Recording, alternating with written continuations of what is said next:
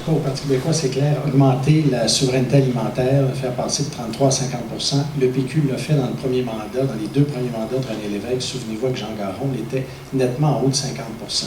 Il faut favoriser aussi la propriété de certaines entreprises avec l'aide de la Caisse de dépôt et autres, parce qu'avec des sièges sociaux et tout, on favorise aussi la consommation de produits locaux. Le fait qu'on ait vendu Provigo est problématique. Dans le domaine alimentaire, on l'a vu, on a parlé avec l'UPA, il y avait des promesses d'aller prendre des produits maraîchers d'ici, puis on voit que ça a beaucoup diminué. Gaz de schiste, pas d'exploration, pas d'exploitation de gaz de schiste dans la vallée du Richelieu. Ces gens-là se sont comportés comme des frères.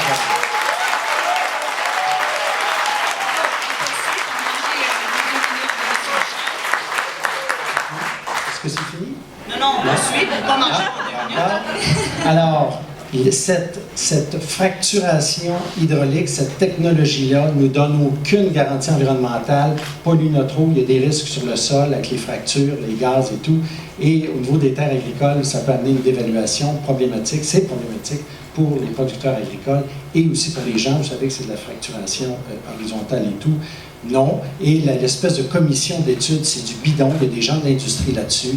On oublie ça. Ce sera un BAP générique pour faire des études sérieuses, pour pouvoir dire à l'industrie pourquoi on dit non, pourquoi il n'y aura pas de poursuite à l'endroit du gouvernement, parce qu'on va fermer ce dossier-là. Les autres ne sont pas capables de fermer les puits. Nous, on va fermer le dossier.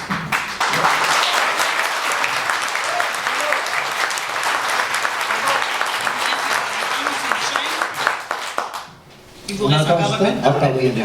Alors, protection des milieux naturels, bien sûr, le Richelieu, je l'ai dit, il y a beaucoup de trafic, hein, ça ressemble à une autoroute par moment, le Richelieu. Il faudra trouver des façons. Il y a un club de canot ici qui date, c'est le plus vieux au Canada, ou un des plus vieux. Il faut s'arranger pour qu'il y ait une cohabitation, une harmonie sur l'eau. Merci. Merci.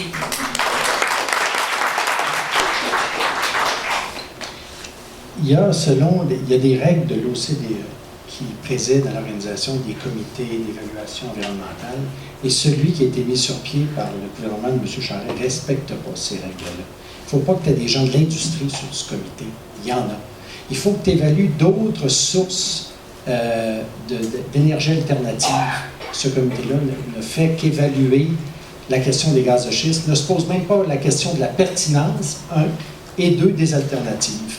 Donc, c'est pas sérieux. La mobilisation citoyenne, on l'a vu sur les questions environnementales, on l'a vu sur la question étudiante, la mobilisation citoyenne, elle est fondamentale pour que les gens comme nous qui souhaitent faire de la politique, on puisse se rapprocher des gens.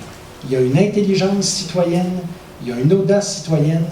Un député n'est fort que de ces gens qui se mobilisent. Ça ne constitue pas une menace que de voir des gens créer des comités de quartier, des comités de ville, de créer un mouvement, de faire des recherches pour s'opposer à des grandes industries. Ce n'est pas une menace, c'est de la vie, ça, c'est de la vitalité. Merci, M.